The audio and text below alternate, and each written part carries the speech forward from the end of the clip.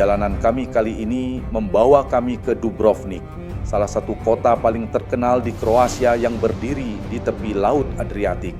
Sekilas, Dubrovnik tampak seperti kota tua Eropa yang cantik dengan tembok batu dan atap-atap merahnya. Namun di balik keindahannya, kota ini menyimpan kisah tentang sebuah negara kota kecil yang selama berabad-abad mampu mempertahankan kemerdekaannya di tengah kepungan kekuatan-kekuatan besar Eropa. Pusat dari seluruh cerita itu adalah Old Town Dubrovnik, kawasan kota tua yang hari ini menjadi situs warisan dunia UNESCO. Dahulu kawasan ini merupakan jantung Republik Ragusa, sebuah republik maritim yang kaya dan berpengaruh di Laut Adriatik. Meski wilayahnya kecil, Dubrovnik mampu bertahan di antara Venesia, Ottoman hingga Habsburg melalui perdagangan, diplomasi, dan kecerdasan politik. Sejarah kota ini bermula sekitar tahun 614 Masehi ketika para pengungsi dari kota Romawi Epidaurum membangun permukiman baru di sebuah pulau batu kecil bernama Ragusa. Dari sinilah lahir salah satu kota paling penting dalam sejarah Mediterania. Perjalanan kami memasuki kota tua ini melalui Pile Gate, gerbang utama Dubrovnik sejak abad pertengahan. Selama ratusan tahun, inilah pintu masuk menuju kota. Dahulu setiap malam jembatan tarik akan diangkat, dan Dubrovnik berubah menjadi benteng yang tertutup dari dunia luar. Dari sana kami menyusuri Stradun, jalan utama yang membelah jantung kota tua. Sulit dipercaya, jalan yang hari ini dipenuhi wisatawan itu dulunya adalah sebuah selat laut yang memisahkan dua komunitas berbeda. Ketika selat itu ditimbun, kedua permukiman menyatu dan menjadi cikal bakal Dubrovnik modern.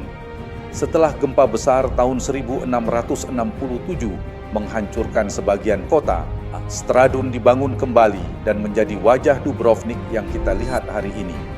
Perjalanan berlanjut ke Rector's Palace, pusat pemerintahan Republik Ragusa.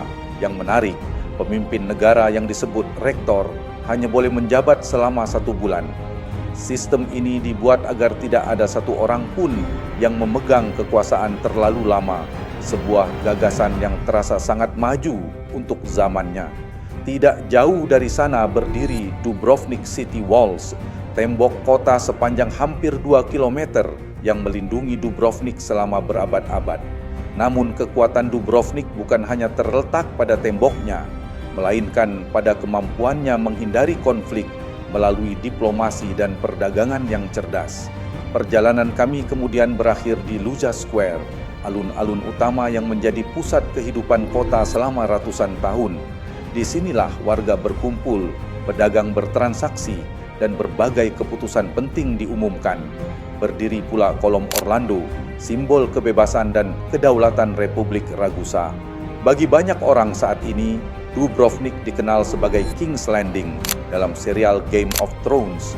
Tembok kota, lorong-lorong batu, serta benteng-benteng seperti Lovrijenac, Bokar, Mincheta, Revelin, dan Saint John Fortress menjadi bagian dari dunia fiksi yang ditonton jutaan orang di seluruh dunia.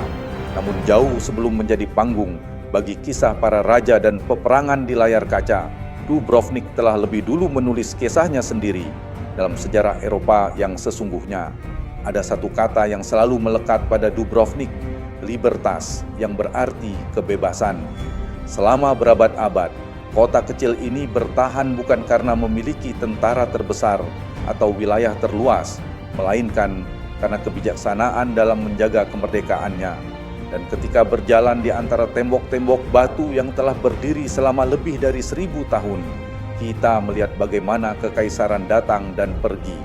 Romawi, Venesia, Ottoman, Habsburg, hingga Yugoslavia pernah berjaya pada masanya. Namun semuanya berlalu, sementara Dubrovnik tetap berdiri menjadi saksi perjalanan waktu. Di tempat seperti ini, kita diingatkan bahwa tidak ada kekuasaan manusia yang benar-benar abadi. Yang kekal bukanlah kerajaan, bukan pula kejayaan sebuah peradaban. Yang abadi hanyalah Allah Subhanahu wa Ta'ala, Sang Pemilik sejarah dan pengatur perjalanan zaman. Maka Dubrovnik bukan hanya mengajarkan kita tentang masa lalu, tetapi juga tentang kerendahan hati, bahwa Sebesar apapun pencapaian manusia, pada akhirnya semua akan kembali kepada Allah Subhanahu wa taala. Sementara waktu terus berjalan dan sejarah terus berganti halaman.